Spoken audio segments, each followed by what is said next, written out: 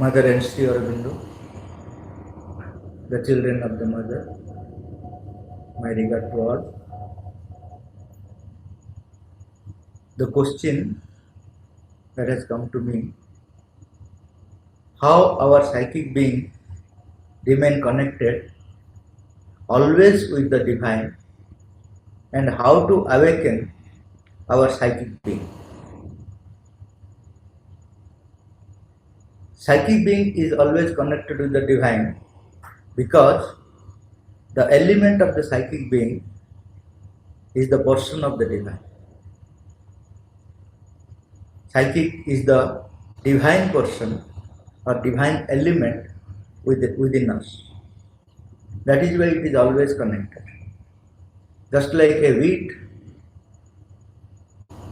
the roti is made out of wheat, and the element of the roti is wheat. So we cannot separate wheat from roti.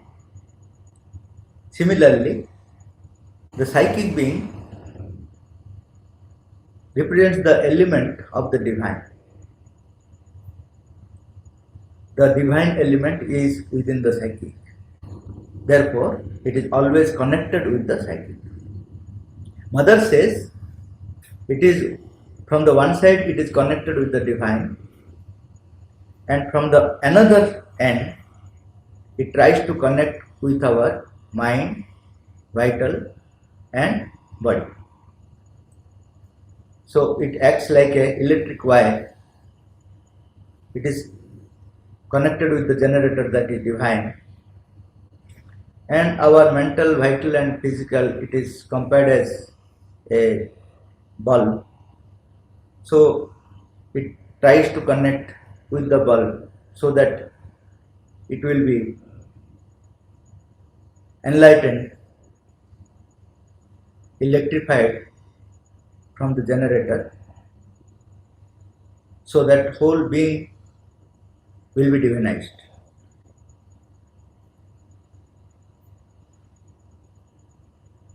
So how this psychic being can be awakened? Psychic being will be awakened mainly if the true devotion and love is awakened within us. That is the first necessity. If devotion and love can be awakened in our external being, then it will be awakened. There are some other qualities, psychic qualities, that we need to develop. That is unselfishness, unegoistic pursuits, and we never try to judge others, gratitude to the divine. These all are helpful for the psychic awakening. From the evolution, psychic is within the matter. Slowly it gets awakened. It is more in the animals. Again, it is trying to be individualized in the human beings. So there are so many points we can practice to awake the psychic being. One is very important, Mother says, harmonious work done as an offering to the Mother. Wherever we try to do work, trying to bring harmony among others, ourselves, and do the work for the Mother, then that will awaken our psychic being. Constant love, devotion and aspiration. These also will awaken our psychic being. Readiness of the mind and vital by the descent and working of the force from above. It is because sometimes psychic is awakened from the above. If the higher forces descend into ourselves, our psychic being gets awakened. So that our mind and vital must be ready for that, so that the psychic will be awakened. And if we can separate ourselves from our outer movements by mental control or psychic control, vital control, then also psychic will be awakened. Then another important factor is inner smile. Inner smile, that inner smile comes from the inner certitude that everything will be okay in spite of all difficulties. That inner smile is nothing but the presence of the divine within us. So if we can always have the inner smile, then also psychic being will be awakened. There are another things, that is free from fear, depression and doubt. These all also help us to awaken our psychic being. Hope, goodwill, generosity, compassion for the world, these are all divine elements. These will also awaken our psychic being. And another thing is that we always judge others. But Mother says that when you learn that you have to rectify yourself, in whatever situation, there are chances to rectify ourselves. And to learn the basic ignorance behind our mistake. Why we are doing all our mistakes? Because there is a basic ignorance that we have to rectify. Then also psychic being will be awakened. And not to be troubled by failure or excited by success. So these are the qualities that will help the psychic being to be awakened. The next question is, how can we eliminate ego completely from our everyday life? First of all, Mother says that we must be conscious that we have ego. And unfortunately, many of us are not conscious that we have ego. Mother says that even the sadhaks, they are also not conscious about their egocentricity. They always say in their sadhana, I, my sadhana, my progress, like this. Saubhadi once wrote a letter to the mother.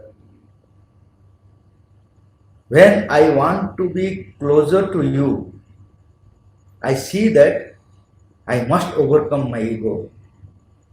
But when I think of overcoming my ego, I see that I must be closer to you. This was the letter written by Saubhadi to the mother. Mother underlined so many I's, my and mine in the red ink. In the letter itself, you see, again I will read.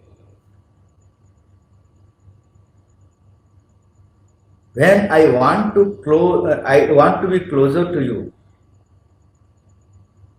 I see that I must overcome my ego. How many I's are there? But when I think of overcoming my ego, I see that I must be closer to you. So the mother underlined I, my and mine in red ink. So many I's are within us. We are not aware. And Mother says, the grace is there to solve it. So we are not conscious of our ego. Second thing is that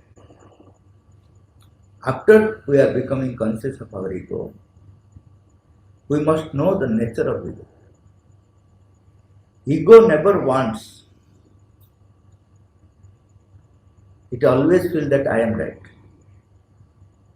So mother says that you have to know the nature of your ego and surrender always to the divine, in spite of its feeling that it is always right. In spite of its feeling that it is always right, it has to surrender to the divine, so that it will slowly recognize that it is not right. Otherwise, always it feels that because in the ignorance, people always feel that they are right. So once it is enlightened, then only they will see that they are not right. So the second step is surrendering the ego to the divine. Third is that there are so many types of ego we have to know. Ego, there is a tamasic ego, rajasic ego, and sattvic ego also. Tamasic ego says that I am nothing, I can do nothing. There also ego is there. People feel that there is no ego in it, but it is also ego. Why? Because it feels separated from others. Who is that character? I am nothing. I am separated from others. Oh, they can do, I cannot do.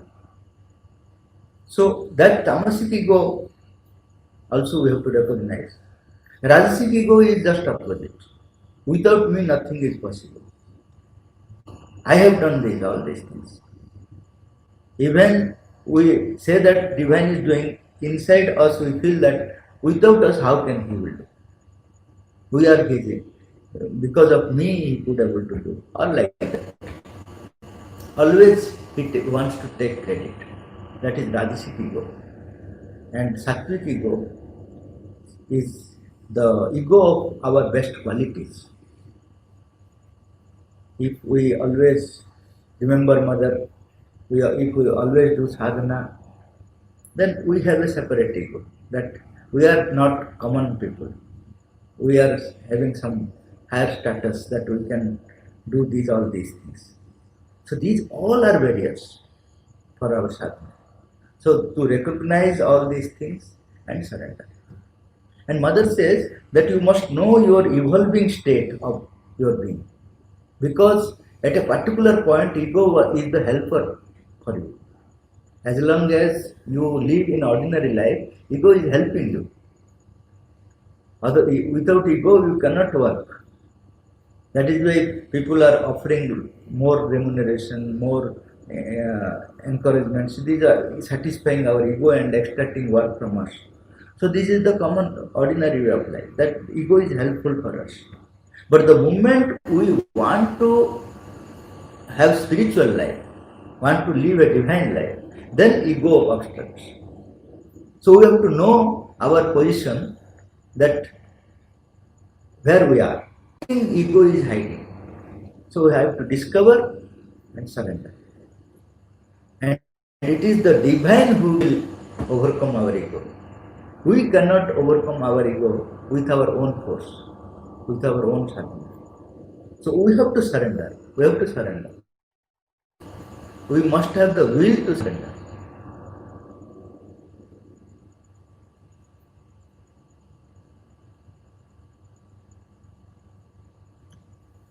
Another question is, I think that certain amount of material freedom is necessary to enter into any spiritual path. Is it possible to practice meditation for the people who are struggling for the basic needs? Yes, it is necessary. A certain amount of material freedom is necessary for all sincere yearning people who want to do spiritual sadhana. That is why mother also told that in ashram I want to provide everything that is needed for sadhana, physical needs, roti, kapda or makan, for living, for minimum needs that has to be provided for the sadhakas, those who are sincere. For them it is necessary. Because if they will spend whole of their time running after how to live, how to earn for basic needs, then they cannot do inner sadhana. That is why mother also said that it is required. But it is not for all. If there are insincere people, then they will get the advantage to sleep more or enjoy more. Because the basic needs are fulfilled, so they will take the advantage to go below of their consciousness. They will not do sadhana. So for them it is not helpful. Only for them, those who sincerely want to do sadhana, for them, if material need is provided through the system, then they will get all the advantage to do their sadhana. Sadhana means discovering the invisible laws of the world and finally reaching to the divine and manifesting the divine in our life. These all things require subtle work, so many subtle discoveries. If we are engaged always in outside things, then how can we will concentrate in the things that are necessary for sadhana? There are another kinds of people where their number is very few. They don't need any external support. Whatever may be the situation, they will come out. On the other hand, if the situation is more critical, they will come out with more powerful.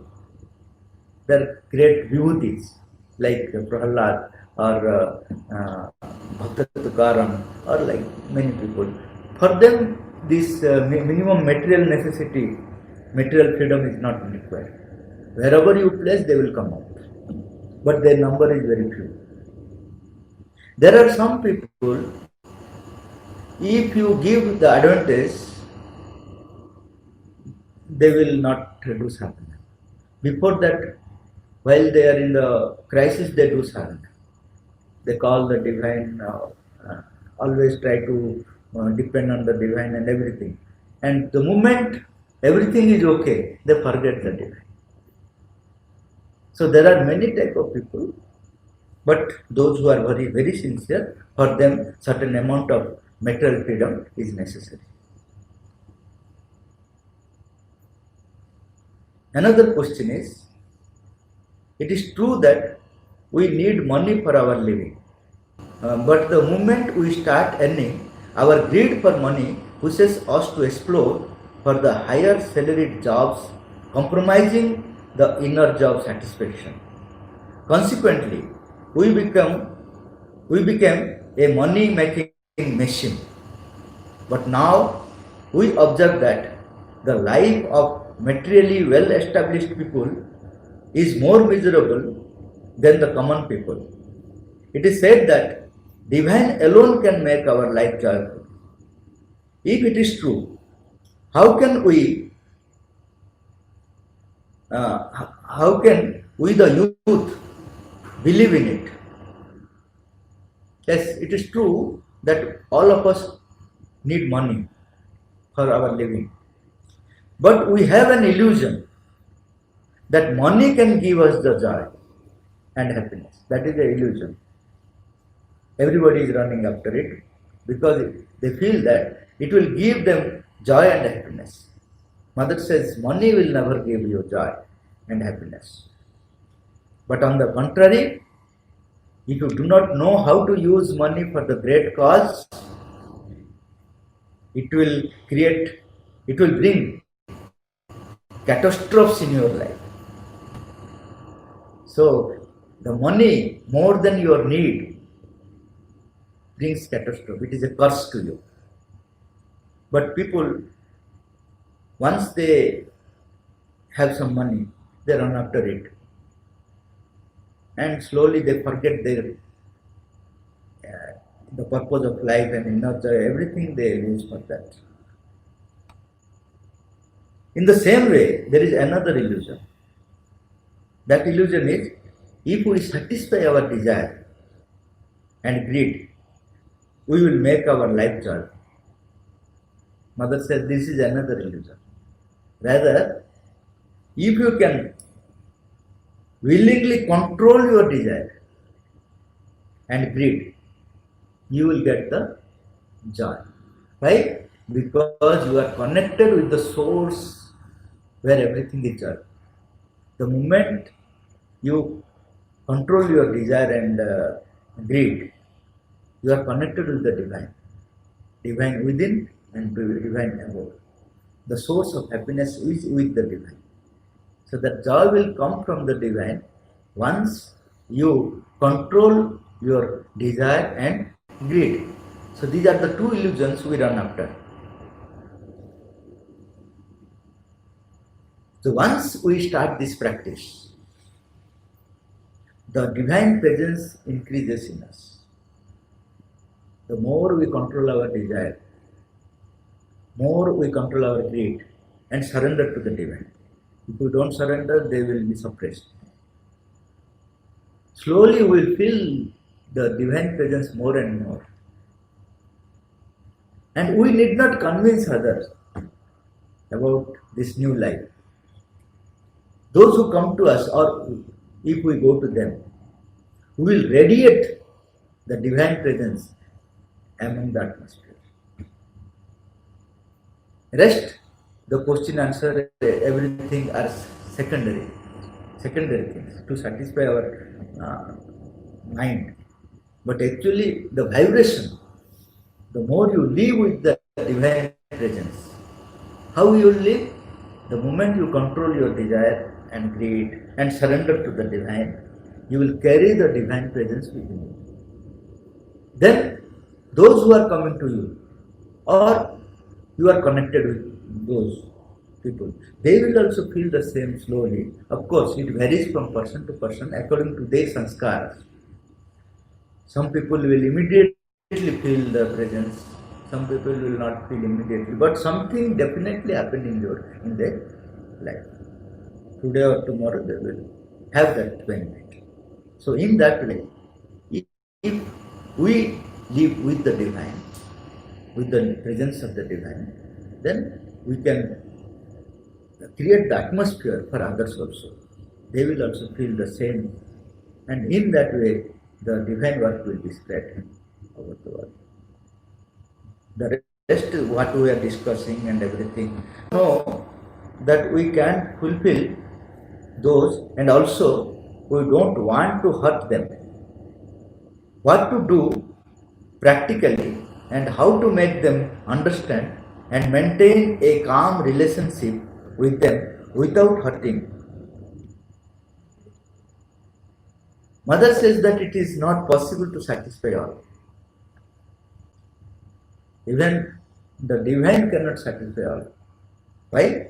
Because every individual has his own taste and own temperament, and it always changes. So you cannot go on satisfying them, anybody. It is not possible.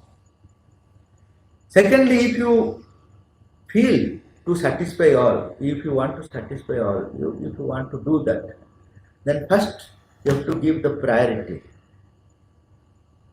To whom I must satisfy first?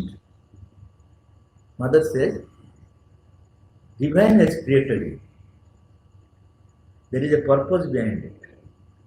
So you have to satisfy him first, because he has created. Then other comes. Because he has created, we have to satisfy him first. For example, if I get a job from company, courier gives me an appointment letter. To whom I will satisfy? To whom I will serve? To the courier or to the company? Company, because courier is only the instrument. Similarly, if I am coming from my physical parents or so many external helps I am getting, they are instruments of the divine. I am not responsible for them. I am responsible to the divine. If divine will tell me that you do that, this, then what is okay. Otherwise, I am primarily responsible to the divine, because he has created me for his work. This is not clear to many. Mother says that many people think that we have to discharge our responsibilities first because we don't know who is divine. We don't see the divine, how we will serve the divine? Many people say, we see our parents, we see our friends, we can serve them. Mother says no, just opposite. People always say that serving to the humanity is serving to the God. But mother just made it, and then my mother said that serving to the divine is serving to everything. Why? Because serving to divine means you gain the divine consciousness. Once you gain the divine consciousness, whatever you do, it is helpful for the whole creation. If you don't gain the divine consciousness, whatever you do, it is not helpful to the whole society. You don't know what they need, how you can help. They will ask something. It may not be helpful for them. So how can you help? So first thing is that to connect with the divine. If you don't see the divine, how can you serve? It is the question generally asked by many. Mother says that you imagine that divine being is there and try to serve. How? You imagine that he is the best one. He is expecting you to become best from all angles. From all angles, he is the best. He is the perfection from every point of view. Try to become that, whatever you can. Then only you will realize what divine is. That is one way of knowing the divine. There are many people who believe that there is a divine. They don't see what they believe. So accordingly they will progress. There are many ways how to progress. But first we have to come to the divine. In any way, either through your belief or through your reasoning or through your experience, whatever it is, you have to come to the divine first. Because he has created for his work. So what will happen to my other obligations? Mother said beautifully, he will take the responsibility. When Prithvi Singh came to ashram, leaving everything and said to the mother that, Mother, I have come to you, leaving everything. Mother said, you were looking after your family, your factories, everything. Now I will look after. Which is better? So always, when I offer myself to the divine world, not only he will take my responsibility, he will take the responsibility of those who are connected with me. But whole problem is that his way of doing, neither I understand, neither they will understand. Because his way of doing is from the within to without. Suppose my mother has some disease. I am for the divine work. I am not going to the mother to give medicine and everything. Divine will help her from within. Suddenly she will feel that she is okay. How she will know that divine has helped? Unless and until she does sadhana, she cannot know that divine has helped. So in many cases they don't recognize the divine help. That is why they say, no, I have to do. Otherwise, the first of my duty is to satisfy the divine. Then he will do everything, whatever is needed for them, for their progress. He will do. This is the best way. Mother says, if you cannot do this, then give much time for the divine and less time to other things. If you cannot totally give the time to the divine, then you can do one thing, that much priority to the divine work and less priority to the others.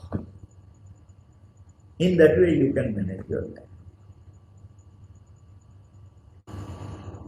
So there are many means by which it can be done, to whom you are going to give priority. And mother said to one sadhak that collective work is first priority, then individual work. So where the collectivity work comes first. So you should not do your individual work first, then collective work. That also mother said to one sadhak of the ashram. So first is that we should give exclusive importance to the divine. Rest divine will look after. But very few people can do it. The next option is to give more time for the divine and less time to the others. Third is give more time to the collective work and less time to the individual work. In this way you can try to satisfy people, but practically it is not possible to satisfy everybody.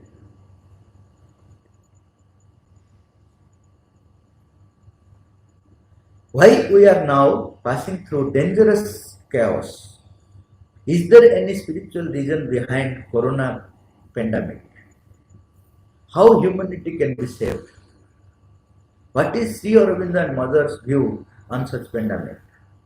How can we maintain a positive attitude amidst various negative situations that we are facing in our day-to-day life? The present crisis, Sri Aurobindo had said from long ago. He said the present crisis is due to because we are passing through an era of revolution. What revolution? To crumble down the economic and material civilization. The past, on which we are standing now, our material civilization, our economical civilization, that will break down, that will crumble down. For that, there is an era of revolution is coming that we are passing through. Now you see how the things are very dangerous situation from ordinary point of view. But it is for the new age. And Mother added another thing that is about our body. The reason for our present crisis as the preparation for the new body, for the new race. That is also this corona and everything. It is a challenge for us to prepare our body for the new race. Why this crisis? Mother says that matter is changing, but our body is resisting. Matter is changing for the new world, but body is not cooperating for the transformation. Because of this collective resistance of the body, incomprehensible diseases are increasing. Incomprehensible means which we cannot solve beyond our medical science. Those diseases are increasing, and corona is one of them we know now. So the spiritual reason of corona is collective challenge for our present physical bodies to allow themselves for the great change. So that the Mother with her total vision can settle down the chaos by creating a harmony in our bodies and outside. Now the question is, in the midst of negative situation in our day-to-day life, how it is possible to maintain positive attitude? Mother Sri Aurobindo says that there are two things that are lacking in our life. That is love and light. That is a positive attitude is impossible for us. Love and light. Have you seen symbol, Mother Sri Aurobindo symbol? There are two triangles. The descending triangle represents Sat Chit Anand. The ascending triangle represents life, light and love. We have life, but we don't have light and love. That is where whole imbalance, whole miseries are coming. And this light and love can bring the harmony in our life. That is a Mother used to, Sri Aurobindo said, Mother used to concentrate always on love and light, not on negative situations. Whenever any negative situations were coming, Mother used to concentrate on love and light, not on the negative situation. But we always concentrate on the negative situation. We never concentrate on the love and light. We don't know what is love and light. For us, Mother says that Sri Aurobindo represents love and light and mercy. Three forces: love, light, and mercy. So, if we can concentrate on Sri Aurobindo, in our life, the love and light is being established slowly. So, in any negative situation, we can have the positive attitude. This is the practice we have to do.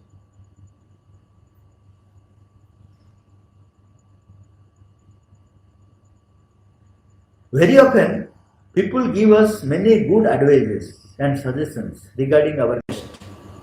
But sometimes it seems they pretend to be good disguised with bad intentions. What should we do under such situations? Whatever they may be, if you are sincere, Mother says that you can take the advantage of their advices. At the same time, you will not allow the forces and they radiate through their bad intention. There will be a filter. You only get the advices and you are benefited with that advices, but their bad intention will not touch you if you are sincere. But Mother says, unfortunately, it is very difficult to find sincere people, even 100. Of course, all of us might be in the 100. In the whole world, Mother says that 100 sincere people also are not available. So what happens to us? Naturally, bad intention will enter into us. That is why Mother says that if there is any bad intention you feel, that try to maintain the distance from them. That is the first thing. But it is not always possible to maintain the distance because you have to work with them so many times. Socially we have to have relationship. So many things are there. In that case, Mother says that you can create your own spiritual atmosphere. Either remembering Mother and Sri Aurobindo always, remember and offer, and also Namajapa. That will create a spiritual atmosphere around you. So the bad intention, the forces of bad intention will not enter into that protection wall. And another thing Mother has said, that keep my transparent body in between you and others. Transparent body means just looking like a glass within, I can see you, but there is a transparent glass. Similarly, you can imagine a transparent body of the Mother. Through that you have to talk or you have to see and whatever you do. What happens? My bad will, if it is there, that will filter and the divine things will reach you, and your bad will, bad intention will be filtered and the divine thing will come to us. So these practices we can do. Otherwise, there is a danger of ill intentions that will hamper our progress. Is Gnostic or collective way of living only option left for the aspirants of divine life upon earth? Will it not impact our individual sadhana? How both can coexist? How can we make collective living more meaningful and fruitful?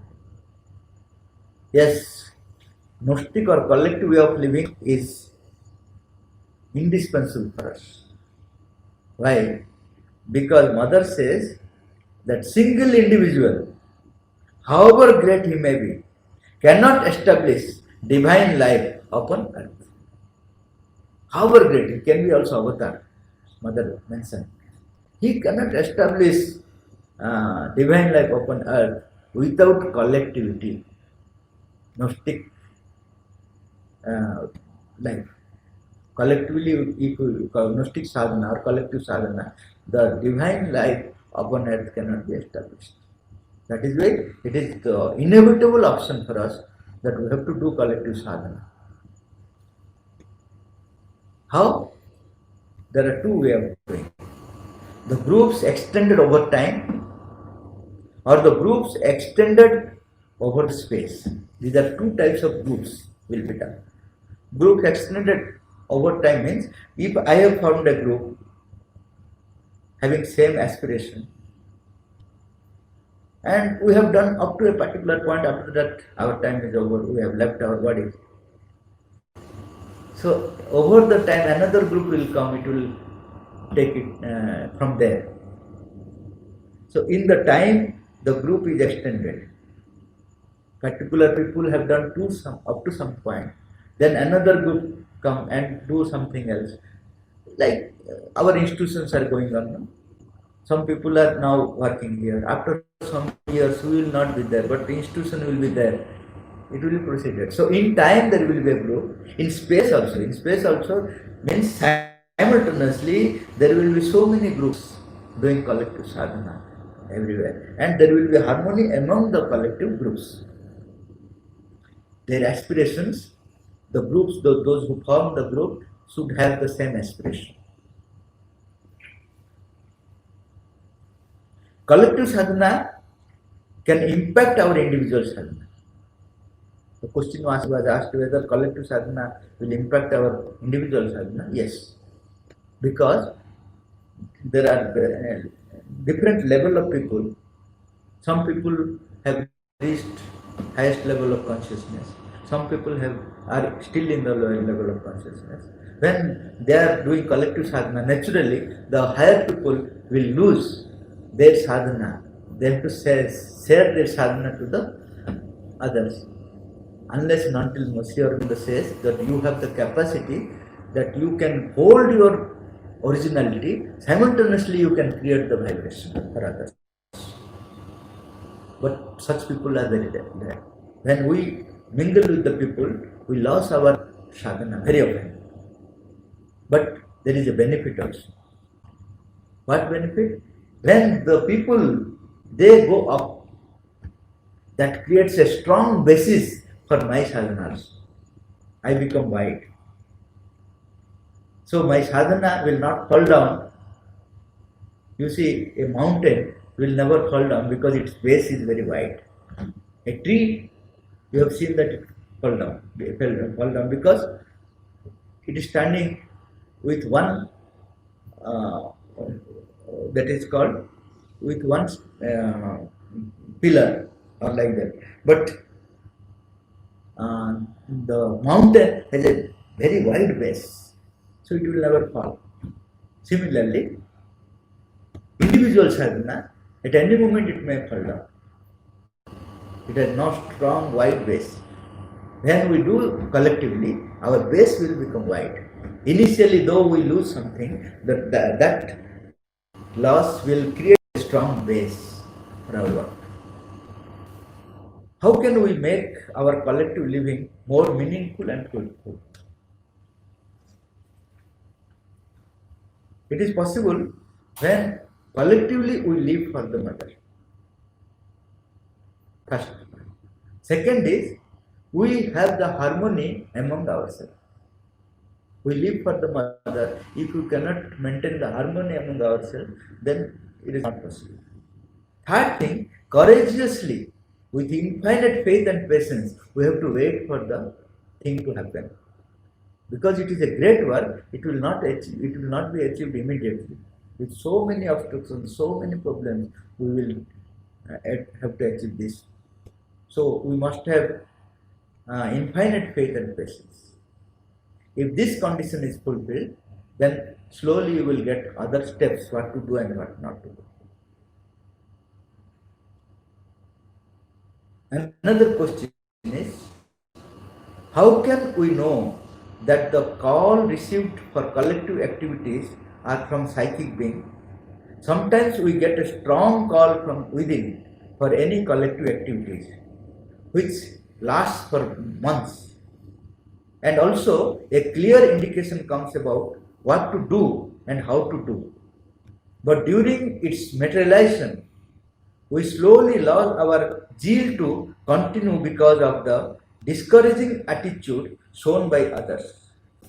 Under this situation, is it prudent to stop or continue such collective activities.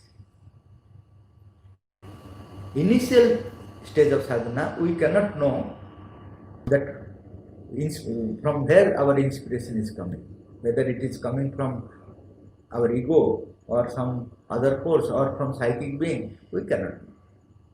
In our initial infant stage of sadhana, we cannot know from where it is coming.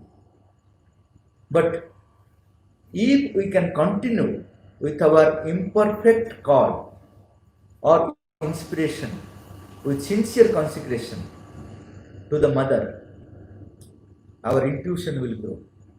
Whatever inspiration is coming to us, if we try to materialize it sincerely, that will increase our power of intuition. You will know clearly, slowly you will know from where the inspiration is coming. Everything, it will become clear day by day. But whatever inspiration is coming to you, you try to materialize it at your own level. That is the first thing. In proportion as our surrender increases, the divine power takes the possession of our mental, vital and physical adhara.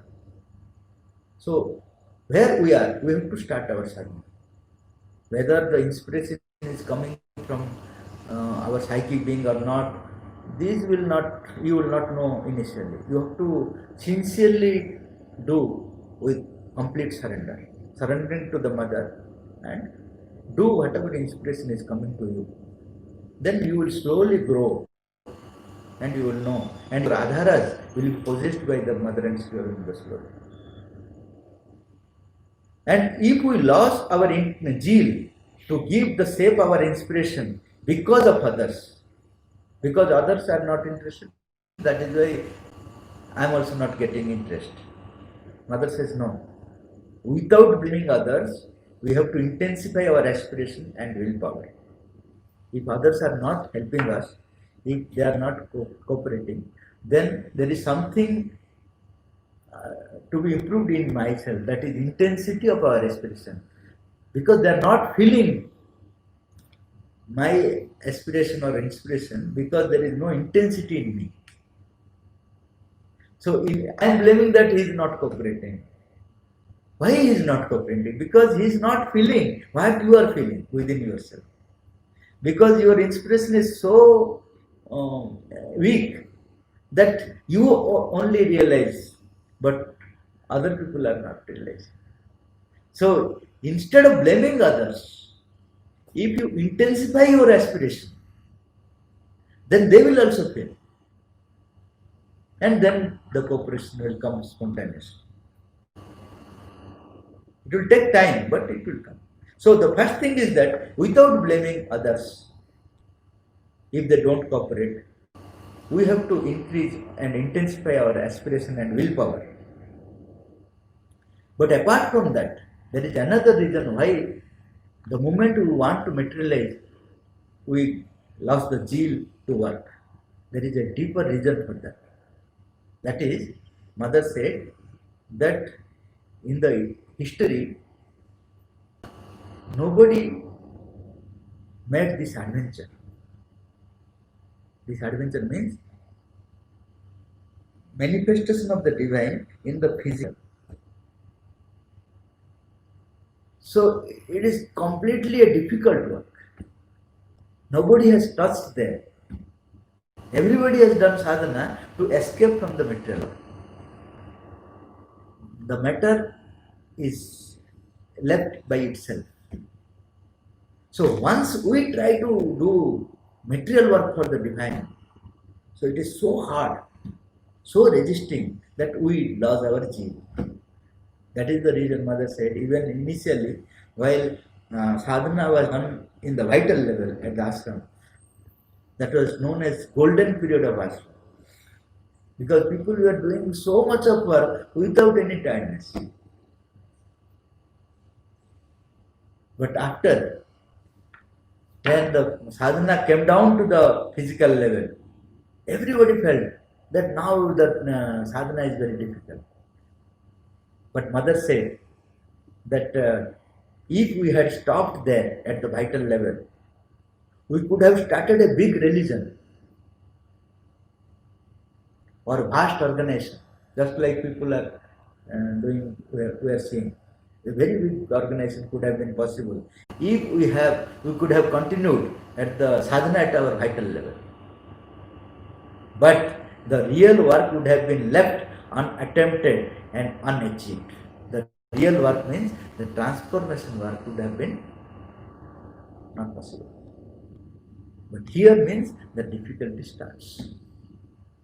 At the same time, Mother says the divine is also with you, and if you practice, in spite of a lot of difficulties, you will get the inspiration directly from the Mother, because she wants this. So definitely she will give you all. Difficulties are there. Whenever any work is done physically, difficulty will come, especially physically done for Mother. Difficulties will come because this material earth is possessed by the hostile beings. They don't want to leave it. The moment you want the material world for the divine, Mother says, the enemies of the divine will stand against you. Enemies of the divine, ordinary people, enemies, no, they are not ordinary enemies. The enemies of the divine will stand against you.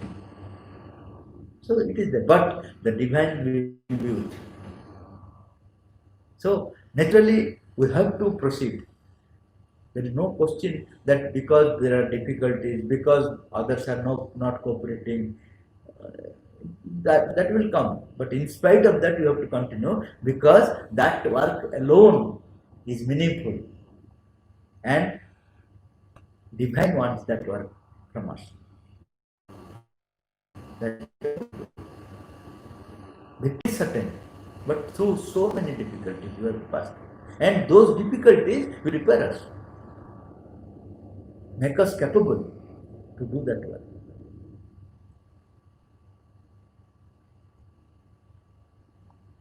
What is the definition of supramental consciousness in Vedas?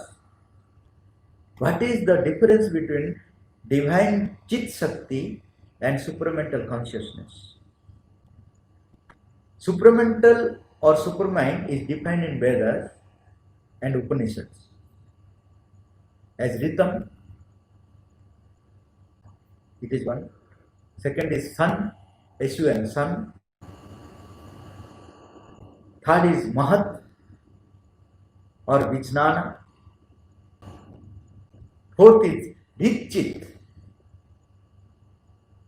In various ways they have described. In Upanishads, they have given some name. In Vedas, in different Vedas, different names. Sri Aurobindo said, these are the names they have given to the supramental or superman consciousness. Supermind or supramental consciousness. One is Ritam, second is Sun, third is Mahat or Vijnana, fourth is Richit. What is the difference between Chit Shakti and supramental consciousness? Chit Shakti is one aspect of the Satchitananda. Sat Chit Ananda. That Chit is nothing but Chit and Shakti. So it is Chit is one aspect of the Satchitananda. One Sat Chit Ananda. Satchitananda, what is that? Satchitananda is in principle or in a static state. Supramental is an instrument of the Satchitananda. It is one plane of Satchitananda where Satchitananda will be manifested. It will become a dynamic aspect of the Satchitananda is possible only through supermind.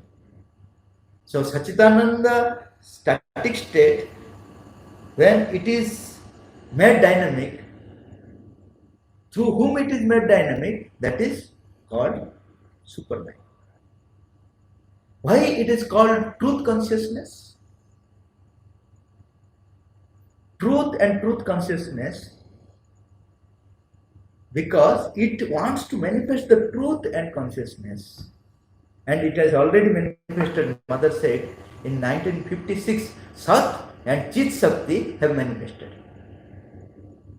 Through whom? Through supramental. Ananda has yet to manifest. So these three things it will manifest. Satchitananda, he will manifest upon earth. Sat is already manifested, Chit Shakti is already manifested, remaining part is Ananda. Ananda will manifest. So, Supermind and Chit Shakti is the aspect of the Satchidananda. Supermind or supramental is the instrument through which, that is also in the para world, supramental consciousness. But through it only, Satchidananda will become dynamic, will be manifested. So this is how supramental is related with others, Satchidananda. What is the difference between vital being and vital seed? If there is a difference, what happens to the vital being after the vital seed dissolves in the vital plane after death? Just like we have the physical being and also physical body, similarly we have vital being and vital body. The vital body is called vital seed. Seed is nothing but the vital seed. The moment we leave our body,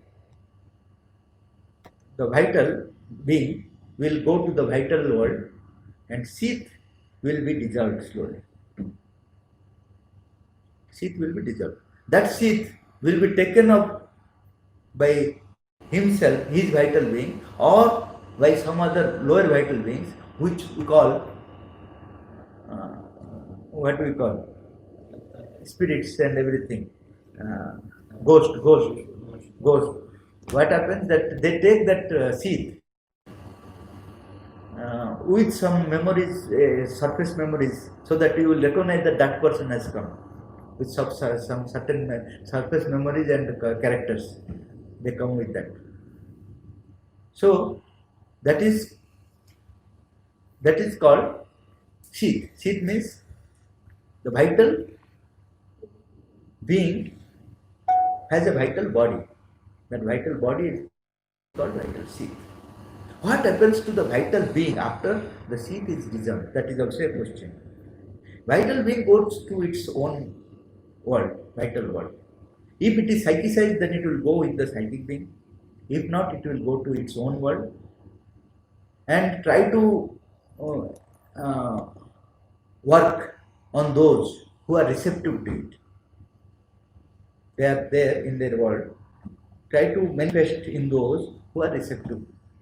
But they will also not last for long. They will also ultimately dissolve in the vital ocean.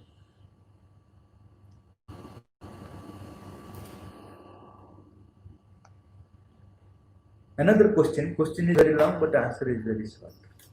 The mother said, I lived near the Luxembourg Gardens and every evening I used to walk there, but always deeply observe within. There is a kind of intersection there, and it is not a place to cross when one is deeply observed within. It was not very sensible. And so I was like that. I was walking when I suddenly received a shock, as if I had received a blow, as if something had hit me, and I jumped back instinctively. And as soon as I had jumped back, a tram went past. It was the tram that I had felt at a little more than arm's length. It had touched the aura of protection. It was very strong at that time. I was deeply immersed in occultism and I knew how to keep it. The aura of protection had been hit and that had literally thrown me backwards as if I had received a physical shock. I jumped back just in time and the tram went by. So the question is whether this aura of protection is strong nervous envelope or divine protection layer or special protection layer had built by the help of occult process. That means mother had the protection aura that saved her from an accident. She could realize that aura itself saved her. The question is whether that aura protection is strong nervous enable. Yes, mother had a strong nervous enable, but she had also a divine protection because she was doing very high level of sadhana. So naturally there is a divine protection, and also she had the technical knowledge of the protection, this aura, because occultism is nothing but a technical aspect of every subtle knowledge. So mother had three. She had a strong nervous envelope, she had a divine protection, at the same time she had the technical knowledge about the aura because she was doing occult sadhana. So the three are applicable to the mother.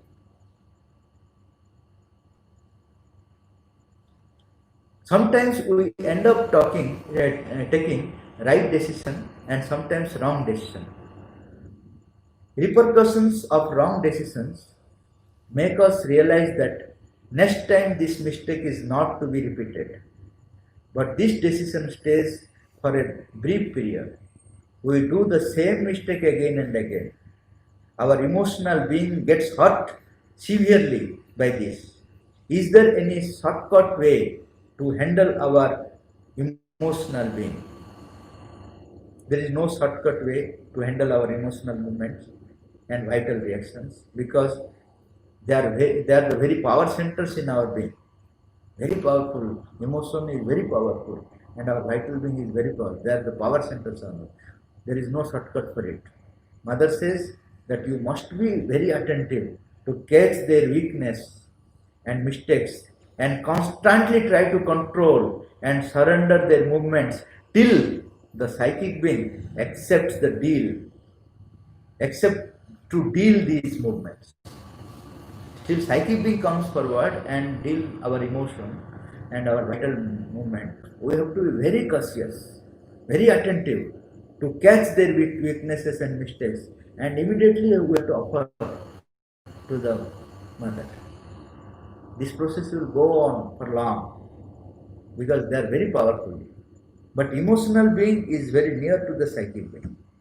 That is why if you can concentrate more and more on the psychic, then the psychic will take the responsibility to deal the emotional thing. So that will be the best way. Till that we have to patiently practice and observe the mistakes done by the emotional being and our vital being. At the same time, offer them, our emotional being and vital being, at the feet of the mother itself.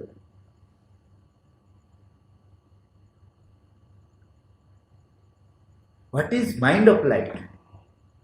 Is there any indication of this in present generation of humanity?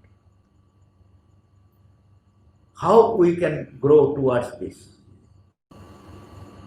Mind of light is the subordinate action of the supermind. It is the superior to all degrees of spiritual mind. Spiritual mind means higher mind to our mind. More, even superior to the spiritual mind. It is subordinate to the supramental. That means this this mind of light, through which supermind can act directly upon body.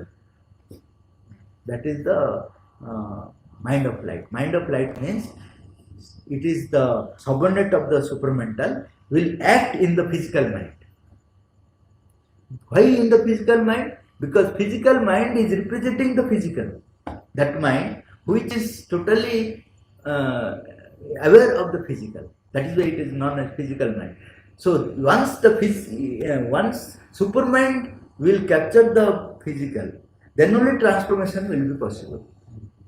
So in order to capture the physical, it has to capture the physical mind. That supermind, when it is fused in the physical mind, then that is known as mind of light.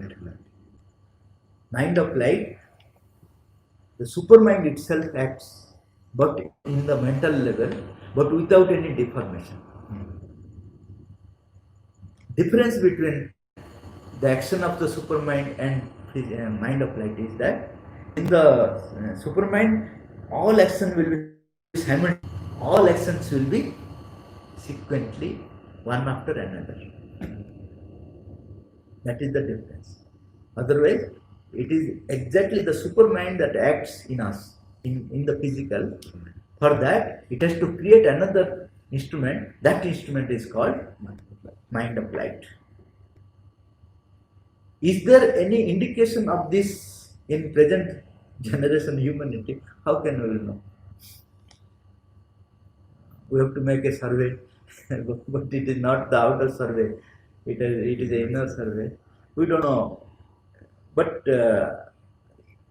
it is possible only when, because the mind of light is otherwise known as Gnostic mentality. It is a collective consciousness, not working in a particular being. It is collectively working. So we must have a collective group, Gnostic sadhana we have to do. Then only I think the mind of light will start acting perfectly.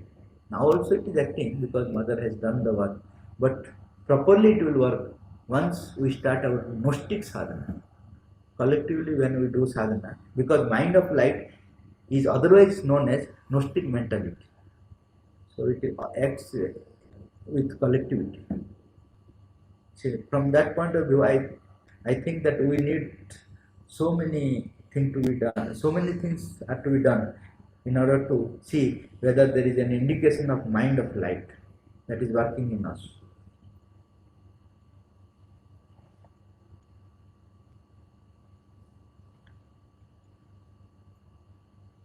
Nirvana is one of the goalposts for the seekers of integral yoga as per Sri Aurobindo. Then why and how can a person realize the state, and how can he take his sadhana forward for supramental path? We need not go for nirvana. Nirvana experience is necessary, that will come to us. In Sri Aurobindo Yoga, all past yogas will come on the way. The experiences of the past yoga, it is not everything. The experiences which are needed for our supramental sadhana will come on the way. We need not go for all past yogas to have that experience. So nirvana will also come on the way. Our purpose is to surrender to the mother alone. She will give us all experiences, nirvana experiences, this chakras experiences, all experiences she will give. We need not do for that. So I think it is over. Any question?